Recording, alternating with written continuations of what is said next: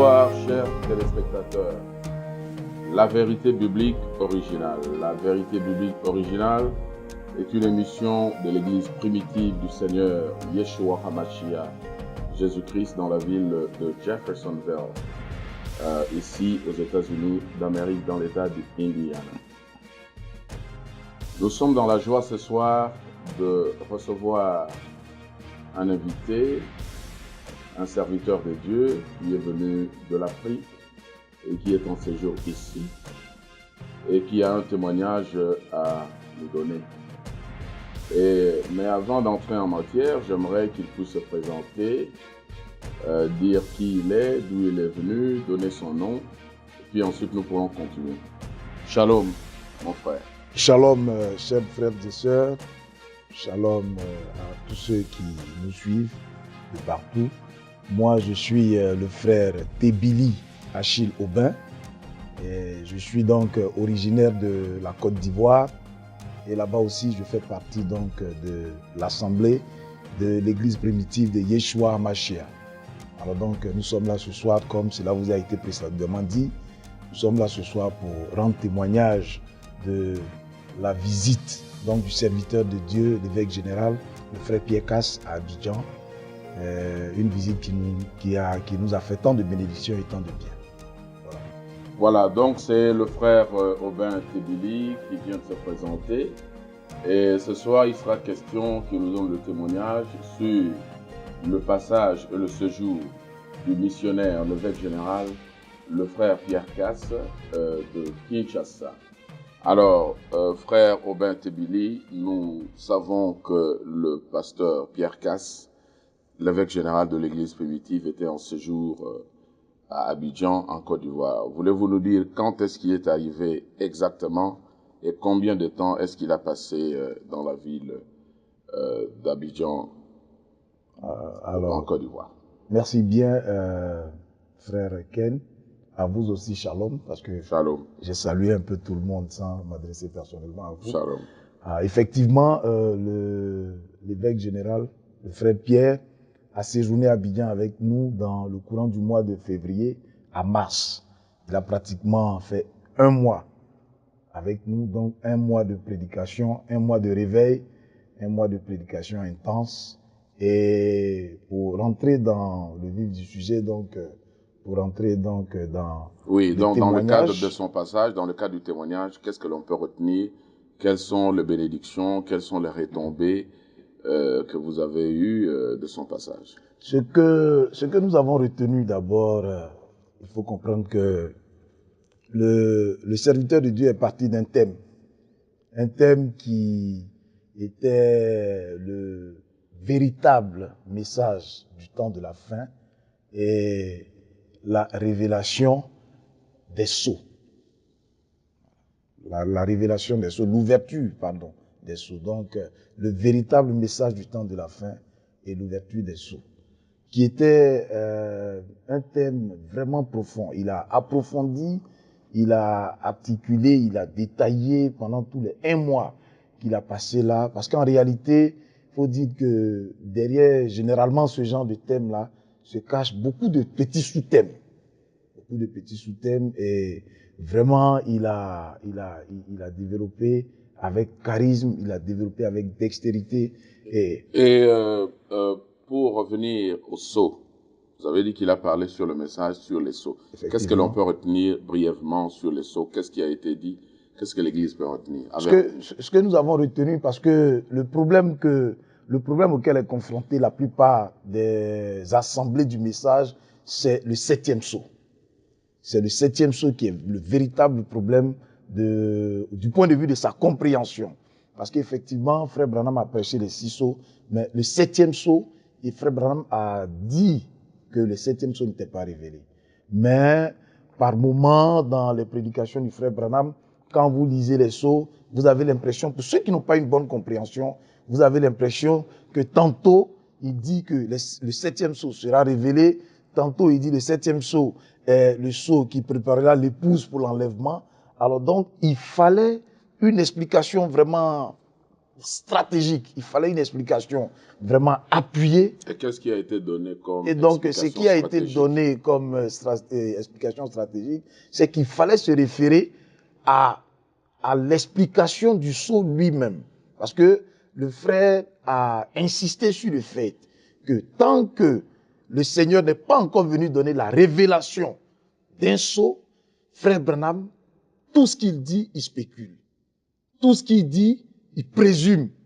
Mais avant que la révélation ne soit donnée sur un sceau, il avait d'abord la visite d'un ange qui venait et qui expliquait à frère Branham effectivement que voilà le sceau que tu as expliqué, voilà ce qu'il contient.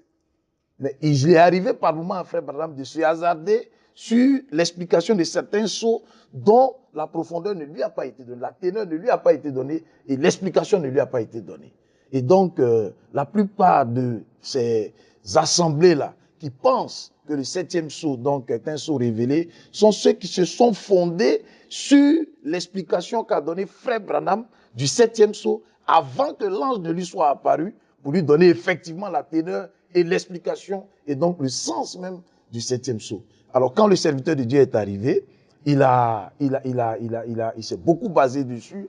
Il nous a envoyé, il nous a amené à comprendre qu'il ne fallait pas se fier donc aux explications hasardeuses, mais il fallait plutôt se fier à ce que l'ange est venu dire à frère Branham.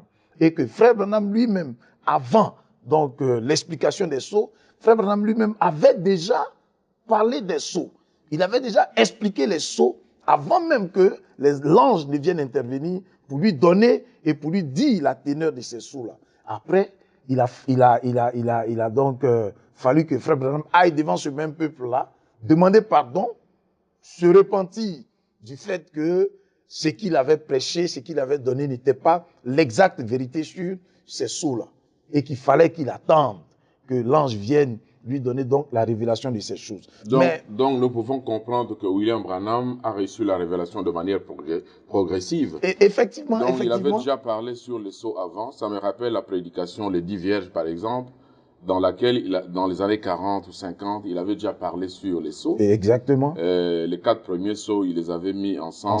Une petite prédication d'environ 20 minutes. C'est ça. Et il avait donné une explication en disant que le cavalier qui était sur le cheval blanc, c'était le Saint-Esprit qui était sorti dans le premier âge de l'Église et qui tirait des flèches d'amour dans les cœurs des croyants. Oui, et ça, il avait pris avec les adventistes. Voilà, il a pris chez le docteur Larkin, Uriah Smith et les autres des adventistes. Mais nous remarquons qu'en 63, lorsque maintenant la révélation vient, eh bien, la révélation était contraire à tout ce qu'il avait pensé avant. Là, nous comprenons, comme cela doit avoir été expliqué, que les 6 premiers sceaux ont été ouverts et révélés. Oui. Le 7e sceau, bien que ouvert, mais il n'était pas révélé. C'est le secret parfait. Et il y a un exemple qui est quand même un exemple très édifiant, parce que même sur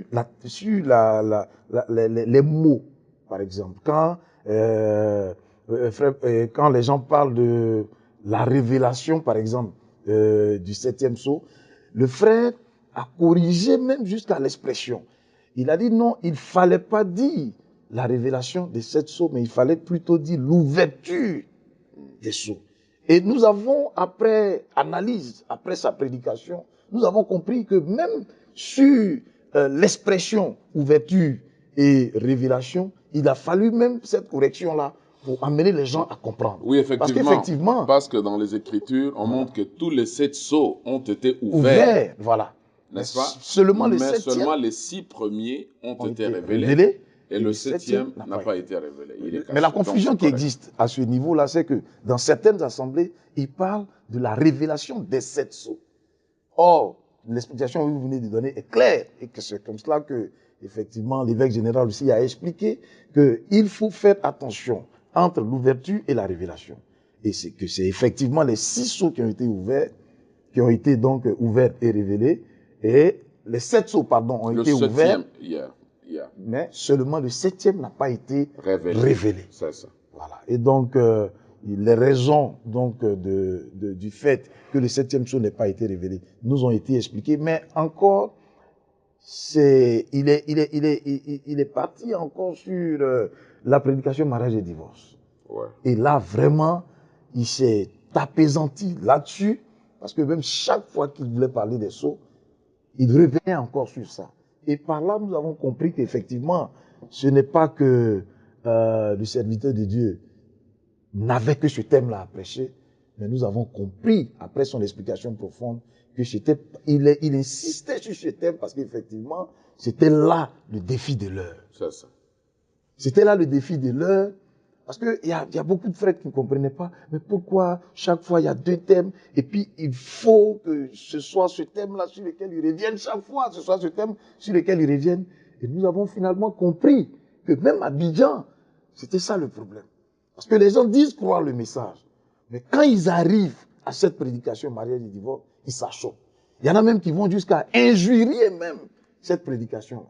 Il y en a qui vont même jusqu'à traiter la polygamie d'autre chose que ce que le Seigneur a prévu que ce soit. Alors, donc, brièvement, de manière succincte, qu'est-ce que l'on peut retenir? Qu'est-ce qui a été présenté par l'homme de Yahweh pendant son séjour sur le thème mariage et divorce? Qu'est-ce qui a été dit? Qu'est-ce qu'on peut retenir? Sur le thème mariage et divorce, ce qu'on peut retenir, ce qu'on a pu retenir, c'est que d'abord, nous ne sommes plus au commencement.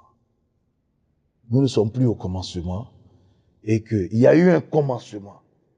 C'est dans le commencement qu'il y avait un homme et une femme. Après le péché, autre chose s'est installée.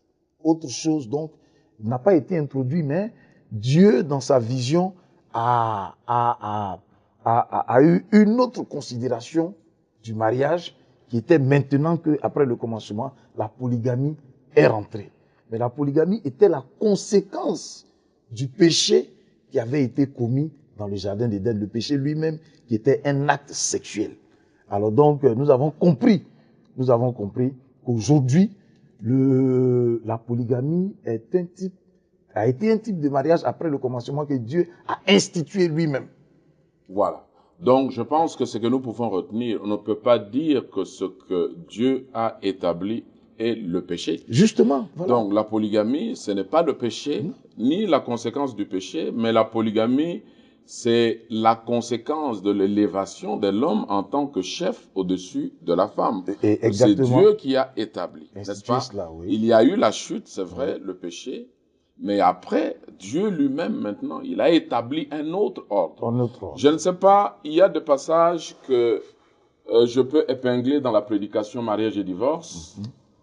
Et je ne sais pas, pendant son séjour, l'homme de Yahweh, l'évêque général, doit avoir fait partie, doit avoir fait allusion à ces passages. Je ne sais pas si les bien-aimés qui sont de l'autre côté y croient. Là, c'est la prédication mariage et divorce. Oui. C'est la traduction de Kinshasa au paragraphe 164. Oui. Il dit, vous voyez, après le commencement, quelque chose d'autre fut introduit. Ce que je vais vous dire va vous choquer. Êtes-vous fatigué? Veuillez rester tranquille encore un peu. Ensuite, quand l'alliance double de l'homme et de la femme a été faite par le sexe, c'était une alliance totalement différente. Ce n'était pas l'alliance originelle, mais une autre alliance. Qu'est-ce qui fut introduit? Et il répond, il dit, la polygamie partout. Après le commencement, la polygamie fut introduite aussi bien chez l'animal que chez l'homme. Après le commencement, à la chute. Maintenant, au paragraphe 165, il dit, Dieu en second lieu. Vous voyez, c'est Dieu. Ce n'était pas Satan, mais c'est Dieu. Il dit, Dieu en second lieu a établi une nouvelle nature par le sexe. Dieu avait créé la première nature sans le sexe, croyez-vous cela? Maintenant, il y a une nouvelle alliance avec la nature. Et puis il dit, il, c'est-à-dire Dieu, a institué un autre ordre par le sexe. C'est la seconde alliance. Un mâle et de nombreuses femelles. Vous voyez donc, la polygamie ici, tel que Frère Branham l'explique, c'est une institution divine. C'est une nouvelle nature, un ordre nouveau que lui, Dieu le Créateur, a établi après la chute, après le commencement. Exactement, tous ces paragraphes ont été élucidés, ont été lus par le serviteur de Dieu. Mais ce qui nous a émerveillé dans ces paragraphes-là, c'est que c'était des paragraphes qu'on avait déjà lus. C'était des paragraphes qu'on avait déjà lus. On avait juste une connaissance de ces paragraphes-là de façon lapidaire. Mais quand le serviteur de Dieu est venu, ce qui nous a émerveillé, c'est qu'il a insisté sur chacun des mots clés de ces paragraphes-là. Et chaque fois qu'il insistait après explication, nous avions l'impression de découvrir. Ça devenait beaucoup plus clair. Ça devenait beaucoup plus clair, ça devenait beaucoup plus fluide. Et pour la révélation.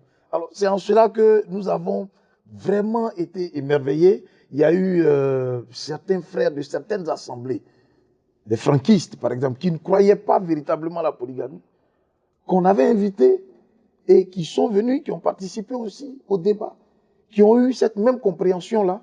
Et il y a un même qui est l'un des vraiment des fanatiques de Franck, qui dans le bureau du pasteur Godé Zorobabel, il s'est écrié pour dire, mais ça, j'avais lu ça, je lis ça toujours, mais aujourd'hui, je découvre ça d'une autre façon.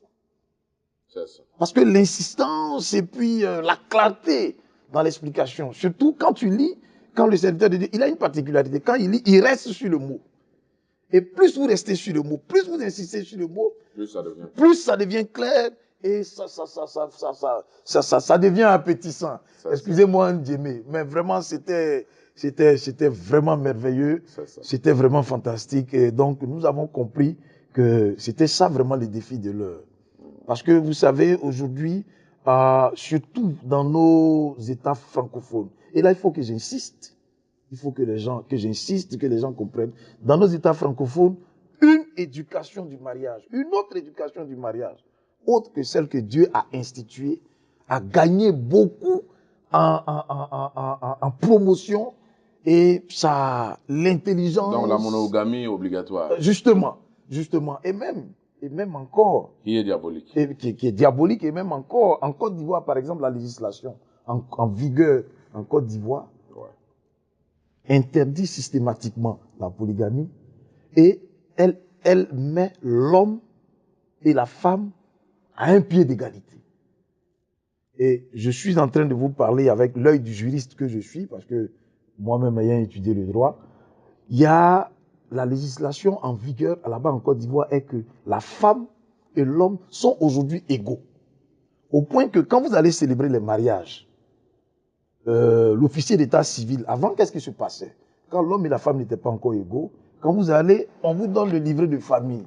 Et quand on finit de citer toutes les lois, qu'on doit remettre le livret de famille, donc qui est le symbole du pouvoir dans la famille, on remet le livret de famille en main propre à l'homme. Mais aujourd'hui, avec la nouvelle législation en vigueur, on vous appelle, la femme et l'homme, et on vous demande ensemble de tendre la main. Ensemble. Qui veut dire, à partir d'aujourd'hui, le pouvoir, le symbole du pouvoir qu'on vous donne, n'appartient ni à l'homme, ni à la femme. Mais l'homme et la femme, aujourd'hui, vous êtes égaux. Donc voilà, le symbole du pouvoir de la direction de votre famille, on vous le donne. C'est-à-dire que la législation en vigueur en cette matière en Côte d'Ivoire est tombée du côté de Satan. Elle est justement contre la Bible et contre la révélation, parce que dans les Saintes Écritures, dans Genèse 3, au verset 16, après la chute, après le commencement, le Seigneur a clairement parlé. Donc vous comprendrez avec moi d'où l'importance de la prédication, mariage et divorce. Oui, il a dit à la femme que tous tes désirs se porteront vers ton mari, mais lui, ton mari, dominera sur toi. L'homme est le chef, le dominateur sur sa femme. Même dans la Nouvelle Alliance, l'apôtre Paul, lorsqu'il a parlé dans les Corinthiens, 1 Corinthiens 11, au verset 3 et 4, il a dit aussi la même chose. L'homme est le chef de la femme. Dans Ephésiens 5, 22, je me souviens aussi, il est dit que les femmes doivent être soumises chacune à son mari comme au Seigneur. 1 Pierre chapitre 3, à partir du verset 1 jusqu'en bas, dit pareil. Voilà. Pour ne pas vous couper la parole, serviteur de Dieu, vous voyez, c'est pour cela que cette prédication-là était d'une importance majeure à Abidjan. Et donc, le problème s'est posé. Le problème s'est posé en quels termes? Moi, j'ai clairement posé la question aux serviteurs de Dieu. Je dis, mais si tant est que nos législations ici en vigueur en Côte d'Ivoire sont contre sont contre le mariage institué par Dieu. Quelle doit être notre attitude, nous qui vivons ici, vis-à-vis du mariage civil? Et quelle a été la réponse de l'homme? Non, la réponse de l'homme de Dieu a été claire. Il a dit, mais si ça va chiffonner la parole, si ça va savonner, si ça va chiffonner la parole, si ça va contre la parole, n'y allez pas. N'y allez pas. C'est ça. N'y allez pas. Justement parce que au temps de l'Église primitive, au début, et après la Pentecôte, pendant l'époque consécutive qui a suivi, l'Écriture dit que lorsque les disciples, les apôtres avaient été persécutés, ils avaient clairement répondu à ceux qui les jugeaient. Ils ont dit, jugez-en vous-même. Est-il convenable de vous obéir à vous plutôt qu'à Dieu? Donc nous comprenons que selon les Saintes Écritures, lorsque Elohim, Dieu, jugera le monde, il ne le jugera pas selon les lois de nos pays, mais il jugera les nations et les individus et tout le monde sur base de sa propre loi, sa constitution, Exactement. qui est sa parole. Exactement. Donc, si la parole dit que l'homme est le chef de la femme, eh bien, c'est l'homme qui est le chef de la femme. Et c'est ça que le véritable croyant accepte. Mais nous avons appris aussi que lors de son passage, l'homme de Yahweh avait parlé sur le mariage de ministres. Qu'est-ce qu'on peut retenir là-dessus? La question, semble-t-il, lui avait été posée de savoir si les serviteurs des dieux, ou les prédicateurs, ou les diacres, ou les anciens pouvaient aussi épouser plusieurs femmes. Oui, je crois que cette question-là lui avait été posée par moi-même. C'est moi-même qui étais donc l'auteur de cette question-là. Et nous avons vraiment été satisfaits. Vous savez, il y a eu, on a mis même en évidence certaines Bibles, certains passages de certaines Bibles qui ont même falsifié carrément Matthieu 25. Mais je reviendrai dessus avant de répondre à votre question. Nous avons posé la question donc aux serviteurs de Dieu. Qu'en est-il du mariage des anciens? Et là encore, je vous dis, mais un enseignement d'une qualité, mais je dirais, supérieure nous est encore parvenu, parce qu'il a dit, mais voilà, si 1 Timothée chapitre 3 réduit le mariage des anciens seulement à une seule femme, et à un diacre, le mariage du diacre à une seule femme, alors dans quelle alliance placerez-vous l'ancien ou le diacre? Parce que le mariage monogamique était pour la première alliance. Voilà. L'alliance d'avant commencement. Qui est déjà terminée. Qui est déjà dans Genèse terminée. 3. Voilà. Maintenant, nous sommes dans la seconde alliance. Et donc, si aujourd'hui l'ancien et le diacre ne doivent épouser qu'une seule femme, alors dans quelle alliance vous le mettez? Si vous le situez dans la première alliance, qui dit qu'il faille qu'il se marie à une seule femme, en ce moment-là, toutes les conséquences qui découlent de la première alliance doivent lui être appliquées. C'est-à-dire que... Et puis c'est impossible parce que cette alliance-là est déjà terminée. Oui, c'est justement. Elle n'existe plus. Maintenant, on ne peut même plus ramener quelqu'un dans la première alliance. Dans la première alliance. C'est impossible. Nous sommes dans la seconde alliance. Justement, c'est pour serviteurs de Dieu ou pas serviteurs de Dieu, tout le monde. tous les hommes sont dans la seconde alliance. Et c'était pour nous un mâle et plusieurs femmes. Voilà. C'était pour nous faire comprendre cela. Pour nous dire que si vous le mettez dans la première alliance, alors dans la première alliance, Adam et Ève, et puis marchaient nus. Donc mettez-les aussi nus. Et qu'ils ne souffrent pas, qu'il n'y ait pas la mort, qu'il n'y ait pas la souffrance, qu'il n'y ait pas de paix. Nous avons compris, alors, avec ce gigantesque enseignement-là, qu'il ne fallait pas limiter le mariage du diacre et de l'ancien à seulement qu'une seule femme, et que lui aussi était sujet aux conséquences de la seconde alliance que nous tous subissons sur la terre. Voilà. Alors donc, vraiment, ça a été très extraordinaire. Il y avait plus de... à tous les niveaux que ce soit de la compréhension donc de ce mariage-là, il n'y avait plus de problème. Nous avions compris. Par conséquent, nous sommes allés encore dans Matthieu 25. Matthieu 25 qui présente le royaume des cieux comme étant 10 vierges allant à la rencontre de l'époux. Nous avons découvert dans certaines versions de Bible, la version Stuttgart et la version Fillon, avec une autre version, qui présentait le mariage de Matthieu 25 comme un mariage plutôt monogamique. Et qui disait que les 10 vierges n'étaient pas les époux destinés à l'époux, mais elles étaient plutôt celles qui accompagnaient l'époux et l'épouse. Donc des falsifications. Donc des falsifications. Intentionnelles. Alors, oui, intentionnelles. Mais quand nous sommes allés, cette falsification a été démystifiée par le serviteur de Dieu. Quand on a lu, il dit, attendez, Donc ici, on dit 10 époux, 10 vierges allaient à la rencontre de l'époux et de l'épouse. On dit oui, c'est ce que la version dit. On dit oui, bon, continuez la lecture. Et quand on continue la lecture, en bas, on se rend compte de la supercherie. À minuit, l'on cria, voici l'époux, allez à sa rencontre. Le serviteur de Dieu dit non, arrêtez-vous là. Puisque... il n'y avait plus une autre épouse voilà, venant du ciel oui, avec lui. Puisque c'est un époux et une épouse, l'écriture aurait plutôt dû dire, voici l'époux et l'épouse, allez à sa rencontre. Voilà. Mais pourquoi ils sont l'époux et l'épouse qui arrivent et que maintenant quand les 10 vierges doivent aller, on crie seulement aller à la rencontre de l'époux. Vous voyez, c'est là la supercherie. Voilà. Alors donc, ça suffisait vraiment pour nous faire tomber, comme pour parler comme l'expression biblique, les écailles encore davantage des yeux. Ouais. Et là, nous avons vraiment été satisfaits. Et le passage du serviteur de Dieu. Il y a beaucoup de choses, il y a beaucoup à raconter. On a même profité pour célébrer la Oupa. Voilà. C'était nous, une première occasion pour nous, Abidjan, de voir la célébration de la Oupa. Et sur le champ, le frère et la sœur se sont mariés. Là, le serviteur de Dieu lui-même nous a montré comment se passait la Oupa sur le champ. C'était vraiment, c'était merveilleux. Et pour un réveil, en tout cas, on a vraiment été réveillés dans ce sens-là, dans le bon sens du terme. Alors donc, je pense que...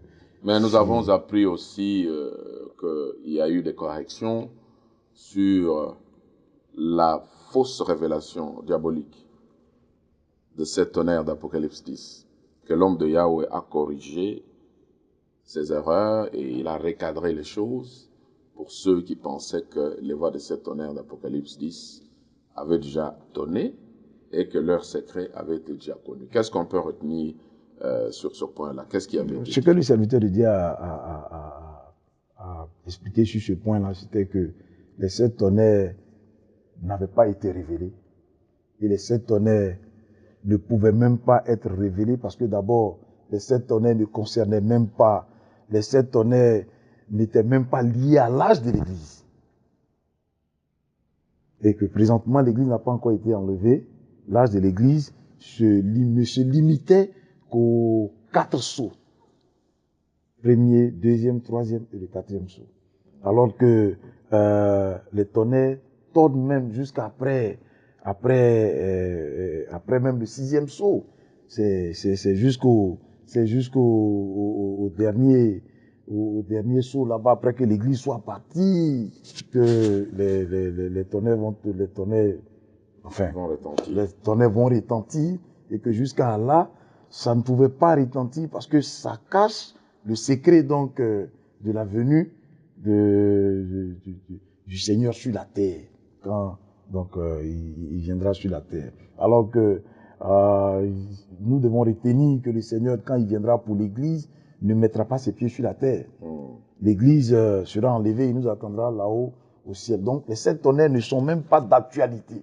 La révélation des 7 tonnerres ne sont même pas d'actualité. Il n'est même pas donné à l'Église de savoir ce que retient les 7 tonnerres. Et que si jamais...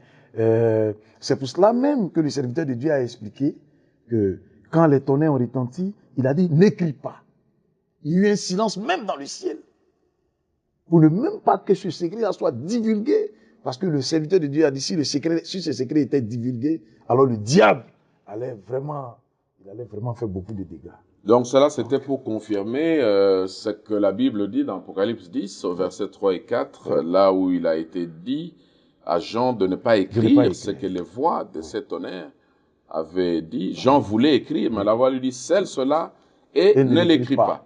Donc, en d'autres termes, nous pouvons retenir que selon ce que vous avez compris, c'est que le voix de ces tonnerres avait dit n'a jamais été écrit et donc ne fait pas partie de la parole écrite de Dieu. Voilà. Et ne peut donc pas être prêché à qui que ce soit. À qui que ce soit. Et William Branham lui-même n'en a pas aussi donné. Oui, il n'en a pas donné, seulement c'est sûr. Et le contexte d'Apocalypse 10 montre que c'est lorsque Jésus-Christ, Yeshua, descend comme l'ange de l'Alliance. Oui. Un pied sur la terre et un pied sur la mer, rugissant comme un lion, là-bas en Israël, à Jérusalem. C'est à ce moment-là que les voix de ces tonnerres vont faire entendre leur voix. Exactement. Mais ça, ce sera déjà 3 ans et demi après que l'Église épouse soit partie déjà dans l'enlèvement. C'est cela. Donc ça, c'est merveilleux de voir comment l'Assemblée a été bénie là-bas en Côte d'Ivoire. Mais nous avons aussi appris qu'il y avait un aventurier, Oui, un petit farceur, petit je veux farceur même vous lire, religieux, je veux même vous lire son un message. aventurier Oui. du nom de Kakou Philippe, Oh, Kakou qui Philippe. aurait, peut-être qu'il y en a encore un autre, Oui, bon, mais qui aurait présenté une photo de la nuée, mais en insérant son propre visage là-dessus. Et nous avons appris que Frécasse avait corrigé cela et avait recadré les choses en donnant la vérité. Rapidement, dans une minute, qu'est-ce qui a été là? Oui, effectivement, il a été question de celui-là parce que c'est lui présentement qui fait, c'est lui qui fait les choux gras du soi-disant message aujourd'hui à Abidjan, c'est vraiment un farceur. Il a pris la nuée de gloire et il a flanqué dans la nuée de gloire sa photo. Et selon lui aujourd'hui, c'est lui, Kakou Philippe, qui serait le dispensateur de la vie éternelle. Non, lui, c'est un démon. Voilà. Mais quelle est la conclusion, la lumière, brièvement, que l'homme de Yahweh a donnée sur ce point-là pour la correction? Non, justement, il a simplement dit que la nuée de gloire ne pouvait pas... Le Seigneur ne peut pas partager sa gloire avec un humain. Donc, cette nuée de gloire-là ne pouvait pas emmagasiner la photo d'un être humain parce que c'était seulement destiné à Elohim et Elohim seul. Elohim seul, alors donc, sur ce chemin, une émission même pratiquement a été réalisée là-dessus pour montrer que c'était un aventurier, c'était un acte démoniaque simplement. Un aventurier qui enviait la place de William. Justement, mais en passant, il y a aussi le frère Jean Dianda. Voilà. Nous avons été tous surpris parce que en pleine prédication, l'ex-frère, voilà, je voulais dire, qui a toujours été donc contre tout ce qui se fait à Abidjan, qui a toujours voulu se montrer grand au milieu de nous. Grand fut notre surprise quand, pendant que le frère était dans son séjour, pendant qu'il prêchait la parole, la démonstration de la parole, il était au parfum de tout ce qui se passait. Puisque pendant que le culte passe, vous pouvez suivre le culte en direct. Donc, il suivait tout le culte et il a émis cette lettre-là que je vais vous lire maintenant. Il dit texto envoyé à Pierre Kassapangana et plusieurs autres. Cher évêque général Pierre Kass, bonjour. Ça, c'est Jean Dianda. Ouais. Je sais que tu dois être à la fin de ta mission à Abidjan. Cependant, je me fais le devoir de te faire juste une suggestion. Si tu veux voir à Abidjan une assemblée qui croit réellement comme l'église primitive de Kinshasa, prière établie à Abidjan un homme sûr qui a le dépôt de ta vision, sinon tu auras travaillé en vain. Quant aux déclarations faites du haut de la chair en ma personne et celle de mon épouse, nous en parlerons le moment venu. Le frère Zorobabel Godé, Jacques Moubenga et leurs collaborateurs, ainsi que tous les serviteurs de Côte d'Ivoire qui me lisent en copie, comprennent très bien la teneur de ma suggestion qui vaut 1000 fois un avertissement. Merci, signé missionnaire Jean Dianda. Et quelle était la réponse de l'homme de Yahweh? Non, c'était des dénigrements. Parce que l'homme de Yahweh a dit, mais d'entre celui dont tu parles et toi, qui a été le plus obéissant que j'ai laissé ici?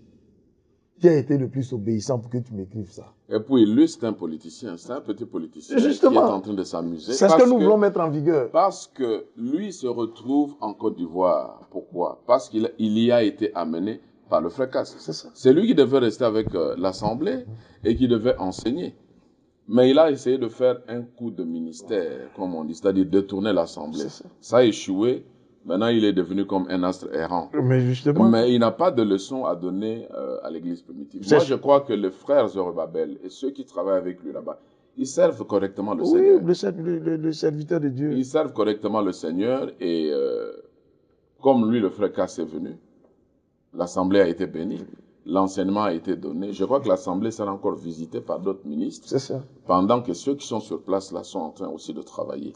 Donc je pense que l'église est bénie et l'église va progresser sous la grâce du Seigneur. Lui, il est déjà tombé, il a aimé les grandes choses. C'est ce que le serviteur de Dieu a aimé la mégalomanie, la gloire, l'honneur et tout ça, il est tombé. C'est lui qui devait rester à ce poste-là. Mais vous voyez, il y a aussi le principe de remplacement, comme Frère Branham avait dit. Lui, il est tombé, mais ceux qui sont là debout, le frère Zorobabel et tous les autres, eh bien, ils servent le Seigneur correctement. Et il n'y a pas de plainte.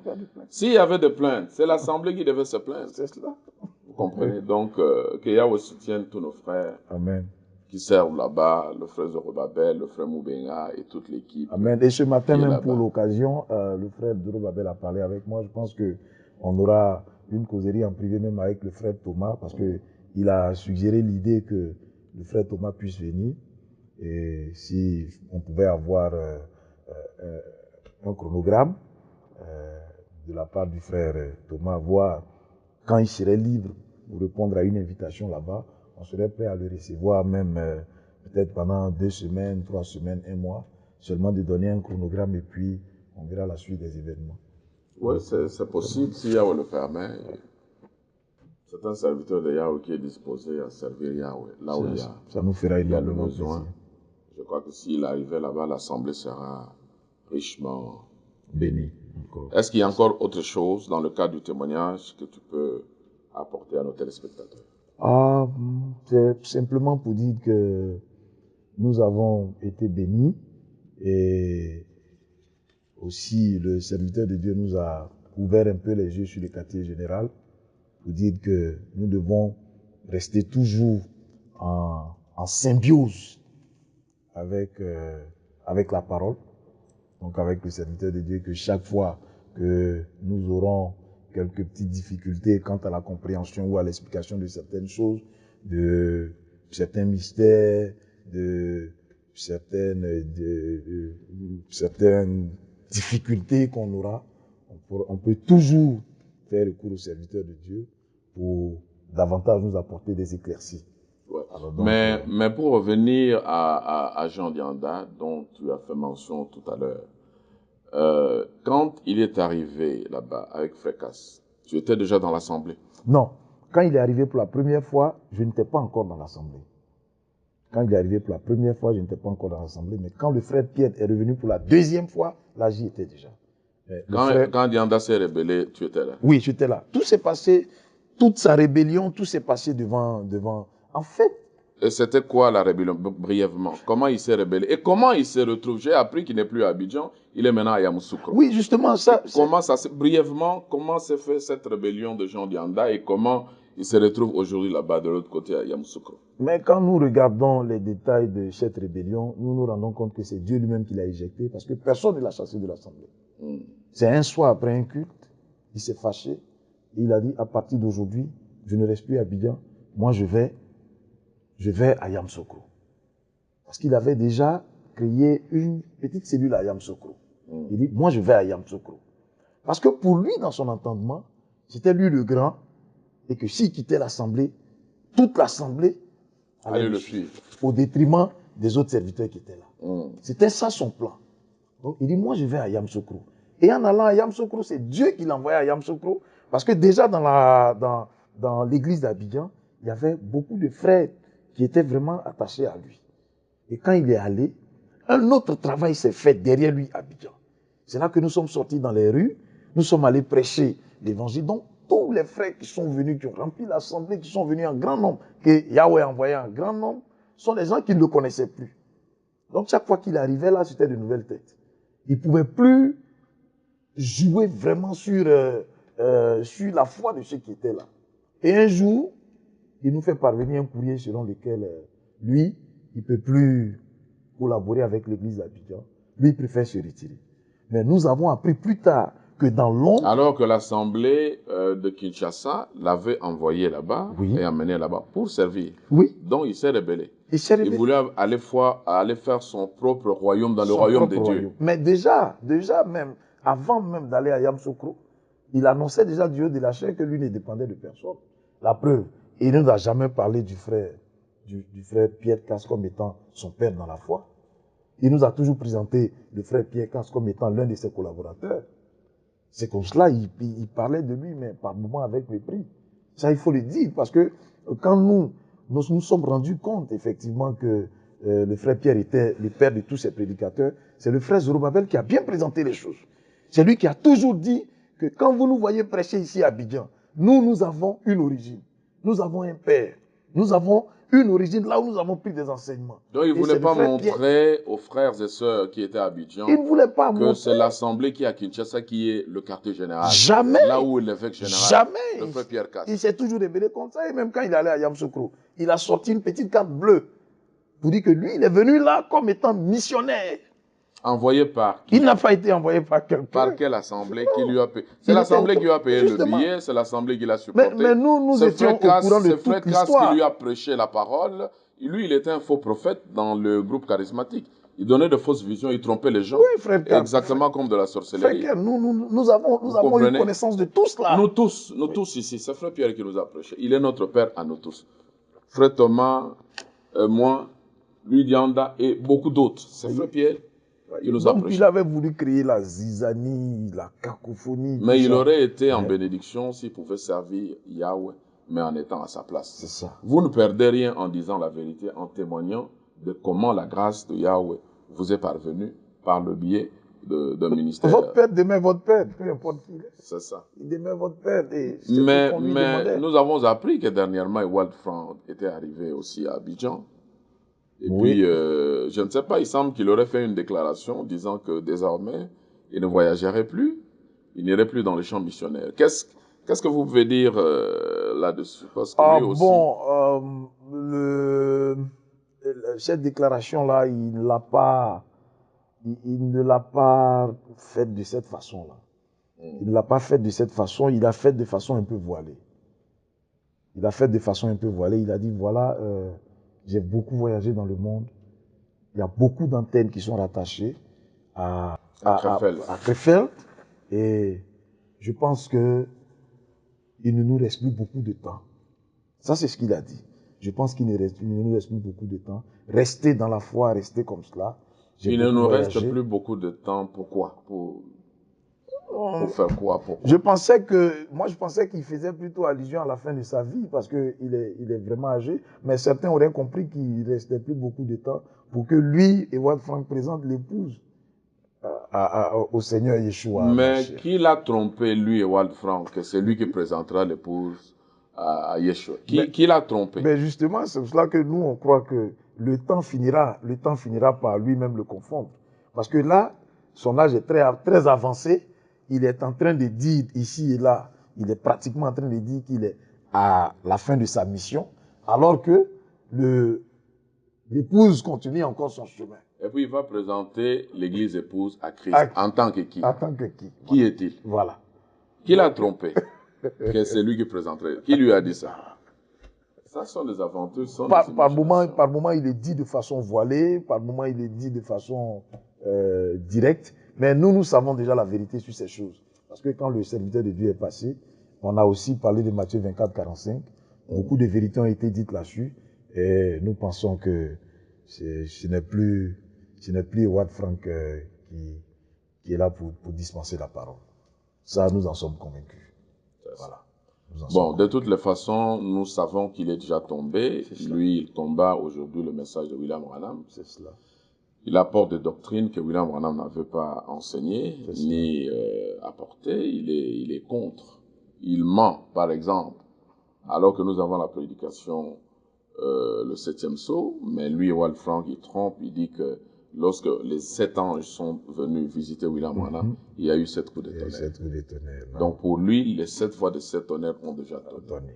Mais nous avons lu dans la prédication, nous avons cherché, nous n'avons pas vu ça. Oui.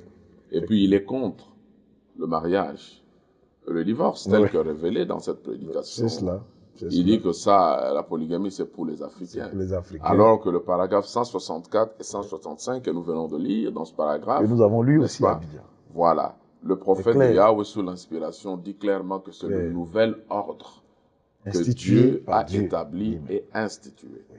Donc c'est un ainsi, dit le Seigneur. C'est cela. Et non pas quelque chose qui est venu des Africains. Il y a encore beaucoup de fausses doctrines comme ça. Beaucoup. Il est en train de répandre. Mais nous pensons que le serviteur de Dieu nous a vraiment laissé un dépôt il nous a laissé l'essentiel. Et c'est sur ça que nous allons nous focaliser chaque fois qu'il y aura des conférences. Maintenant, nous avons su comment nous connecter depuis Abidjan. Mais moi, c'est ici que le frère Fernando m'a vraiment fait la gentillesse de savoir me connecter. Donc, je pense qu'on sera en contact avec le quartier général que nous croyons maintenant de tout notre cœur. C'est ça. De tout notre cœur, parce que ça avait été présenté par certains comme un système papal pour écraser les autres des assemblées. Mais enfin, nous avons finalement compris que non. Avec la brochure que le frère nous a laissée là, nous avons finalement compris que c'est rangé du côté de Jésus-Christ. Oui, justement. C'est là que William Branham explique que c'est le système de Dieu. Et tout est là. Tout est là. Voilà. Tout est là. Je peux même vous lire un paragraphe ici rapidement. Il dit, tu peux lire, cher frère, oui, moi, je crois. Voilà. Ne serait-ce pas merveilleux de voir, venant de l'Utica, frère Chris, nous tous les autres frères ici présents, mettez-vous ensemble, rencontrez-vous, retrouvez-vous quelque part, vous les ministres, mettez-vous ensemble et examinez les choses. Vous devez avoir la communion quelque part, quelque chose au sujet duquel vous vous rassemblez en quelque sorte. Mettez-vous ensemble comme un groupe d'hommes et ayez confiance l'un dans l'autre. Et comme cela, et débattez de ces problèmes. Et mettez-vous ensemble, peut-être une fois par mois, les ministres uniquement, rencontrez-vous quelque part dans l'une de vos églises. Asseyez-vous là, examinez cela et parlez-en chacun de vous, pasteur, évangéliste ou peu importe ce que vous êtes. Et si par la suite, un grand problème survient que vous ne pouvez résoudre, si alors je suis appelé dans le champ de l'évangélisation, je ne sais pas si je le serai, au cas où j'y suis appelé, vous savez que je viendrai constamment, tout le temps. Et alors, si vous avez ces choses à ce moment-là, quand je viendrai ici, eh bien, nous nous réunirons ensemble et nous nous mettrons simplement là. Si quelqu'un d'entre vous a un appel dans sa vie, nous n'aurons pas des choses comme des interviews privées et autres dont nous avons l'habitude. Nous nous mettrons simplement ensemble, nous nous y resterons jusqu'à ce que nous ayons le ainsi dit le Seigneur. Voilà. Donc, dans cette prédication, ce rangé du côté de Jésus-Christ, William Branham explique clairement la vérité sur le quartier général. Il y a encore certains passages plus clairs. Sur l'évêque général. Il a pris l'exemple de l'apôtre Paul. Il dit, je vais parler, j'ai étudié, j'ai vu comment les hommes de Dieu avaient organisé l'église primitive au début. Il dit, j'étais interloqué. Et puis il a dit, bon, je vais prendre l'exemple de Paul. Effectivement. Il allait dans une ville, il prêchait, il établissait une église, la foi était là. Vous voyez, il enseignait, puis ensuite il établissait un pasteur. Et puis il s'en allait. Et comme ça, partout où il passait. Oui. Vous voyez? Et puis, il explique clairement, il dit que mais lorsqu'un problème surgissait, alors, celui qui était là, qui était passé le début, l'évêque général, le père de tous, il venait, il les rassemblait. On faisait recours à lui, pour donner l'orientation, pour donner les conseils, les corrections, donner l'enseignement et positionner l'église. C'est ça qui est en train d'être fait aujourd'hui. Il y a eu le premier quartier général ici à Jeffersonville. Avec William Branham lorsqu'il était vivant. C'est lui qui était l'évêque général. Et puis après son départ, le flambeau de la vérité est passé entre les mains de Walt Frank. Bien qu'aujourd'hui lui-même et Walt Frank combattent maintenant la vérité sur le quartier général. N'est-ce pas? Mais puis enfin, qu'est-ce qui est arrivé? Lui et Walt Frank a rejeté la parole. Et le Seigneur a pris notre bien-aimé Frère Cass. Vous voyez, Frère Cass est celui qui a vu la déviation de Walt Frank, qui a vu les erreurs, les fausses doctrines, qu'il a suivi en Allemagne avec Frère Thomas et aussi plusieurs fois qu'il lui a écrit. Walt Frank n'a pas voulu écouter. Il est tombé, le Seigneur l'a rejeté. Si William Branham a donné les conseils, il a dit que mais si un homme, un prédicateur, un ministre rejette la vérité, il dit abandonnez-les parce que Dieu lui-même l'a déjà abandonné. Donc Elohim a déjà abandonné Ewald Frank et la preuve est que il persiste toujours dans les fausses doctrines, beaucoup plus profondément. Alors que nous, par la grâce de Yahweh, nous avançons de plus en plus, chaque jour davantage dans la lumière. Donc, nous sommes reconnaissants parce qu'aujourd'hui, l'Esprit de Dieu parle à l'Église, mais par la bouche de Frère Cass. Nous ne l'adorons pas. Il n'est pas Dieu, le Créateur, il n'est pas Jésus-Christ, il n'est pas un dictateur. C'est notre frère, mais sauf que Yahweh lui a fait la grâce aujourd'hui d'être le porteur, le porte-étendard de la vérité, du message dans le monde entier. Et je peux vous dire sans fanatisme, non seulement Frère Cass connaît le message de William Branham, mais il connaît la Bible mieux que n'importe qui, partout sur toute la surface de la terre. Si aujourd'hui, quelqu'un ne veut pas l'écouter, eh bien, il n'écoute pas le Seigneur. Et il n'y aura pas d'horreur. Et c'est cela que nous avons compris et nous avons estimé qu'il est celui qui doit nous servir de guide en ce moment. Donc, que le Seigneur soit loué pour toutes ces bénédictions. Amen. Que vous avez reçues par le passage de l'homme de Yahweh là-bas à Abidjan. Amen. Sur tous ces différents thèmes qui ont été abordés au cours de cette causerie. Je ne sais pas si vous avez un mot de la fin avant que nous puissions conclure cette émission. Non, le mot de la fin, c'est que je vous remercie tous les frères qui m'avaient reçu ici à Jeffersonville. Et mon séjour ici est vraiment agréable. Et ma joie serait aussi un jour de tous vous recevoir à Abidjan afin qu'on puisse partager cette communion fraternelle. Voilà. Vous savez que dans le système du quartier général, toutes les assemblées sont des antennes du quartier général. Donc, nous pourrons toujours aussi, Elohim voulant, nous visiter. Avec les petits dons qu'il y a mis en nous. Tu as parlé de Frère Thomas. Oui. Et peut-être bien d'autres encore. Même vous aussi. Et Yahweh voulant, on pourra passer. C'est cela. Visiter le frère pour que nous soyons bénis tous ensemble. Amen. Donc, que Yahweh te bénisse. Amen. Qu'il bénisse aussi ce témoignage. Qu'il soit avec vous aussi. Dans le cœur de tous les frères et sœurs qui vont l'écouter. Amen.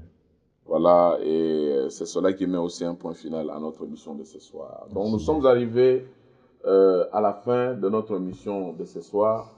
Nous vous rappelons que nous recevions le frère Aubin Tebili, qui est notre frère de l'antenne de Côte d'Ivoire, l'église primitive de Côte d'Ivoire. Et il est aussi serviteur de Yahweh dans cette ville. Nous avons abordé divers points dans son témoignage allant de la vérité sur les 7 sceaux qui ont tous été ouverts, mais dont les 6 premiers ont été révélés et le 7e reste caché jusqu'à aujourd'hui. Nous avons parlé du mariage et du divorce, là où il a été montré clairement qu'il y a 2 périodes, 2 alliances. La première alliance qui va de Genèse 1 à Genèse 3. Et cette alliance-là est déjà terminée, c'est le commencement qui est fini.